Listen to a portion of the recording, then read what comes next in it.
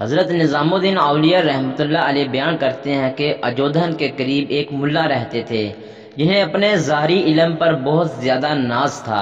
اکثر بابا فرید رحمۃ اللہ علیہ کی مجلس میں اپنی عملیت کے قصے سناتے جنہیں آپ بے حد دلچسپی سے سنا کرتے تھے۔ لوگوں کو ملا صاحب کا انداز برا لگتا تھا لیکن وہ احترام شیخ میں خاموش رہتے۔ ایک بار آپ نے پوچھا، ملا صاحب اسلام کے کتنے رکن ہیں؟ ملا صاحب بولے، شیخ آپ نہیں جانتے؟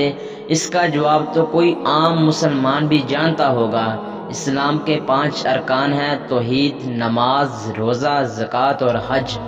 آپ مسکرائے اور فرمایا، ملا صاحب میں نے تو سنا ہے اسلام کا 6واں رکن بھی ہے اور وہ ہے روٹی۔ ملا صاحب ایک دم بڑک اٹھے، کہا، استغفر اللہ، آپ نے بالکل غلط سنا ہے۔ آپ نے تحمل سے فرمایا، لیکن میں نے تو معتبر اہل علم سے سنا ہے۔ ملا صاحب اٹھ کھڑے ہوئے اور قرآن کریم کی وہ آیت تلاوت کی جس کا ترجمہ ہے، نصیحت کرنے کے بعد ظالم قوم کے پاس مت بیٹھ، لہٰذا میں چلتا ہوں۔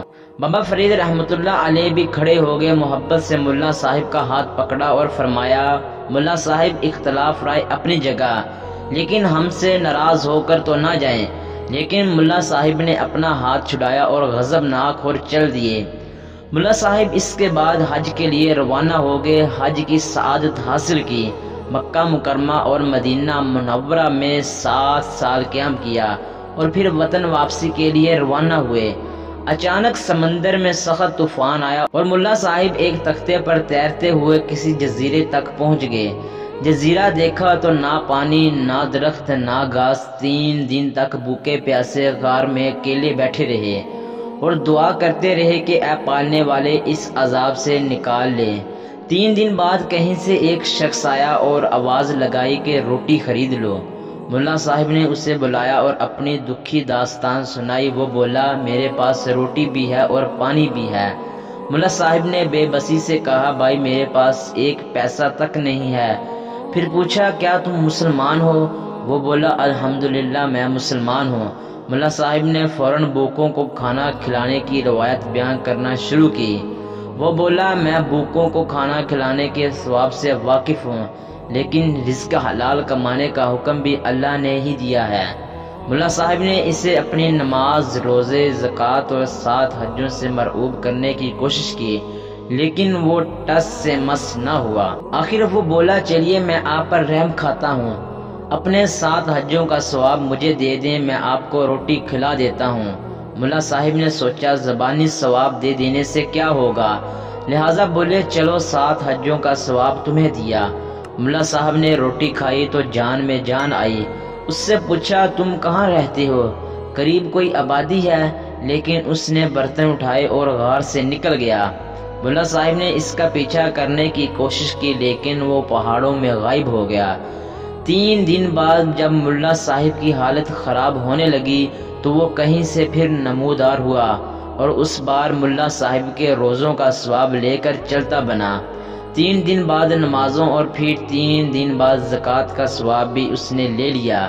اگلے 3 دن گزر گئے، جب وہ آیا تو ملا صاحب رونے لگے، اب میرے پاس کچھ باقی نہیں رہا۔ وہ بولا، آج آپ بس اتنا کریں کہ مجھے تمام ثواب تحریری طور پر لکھ کر دے دیں۔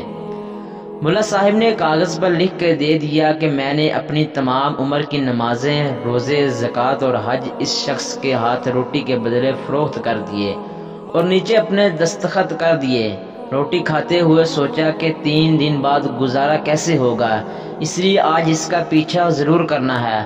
ملا صاحب نے کافی دور تک اس کا پیچھا کیا لیکن آگے جا کر وہ پھر کہیں غائب ہو گیا۔ سمندر سامنے تھا، ملا صاحب ذرا سانس بحال کرنے کے لیے بیٹھ گئے۔ اتفاق سے اسی وقت ایک جہاز قریب سے گزر رہا تھا۔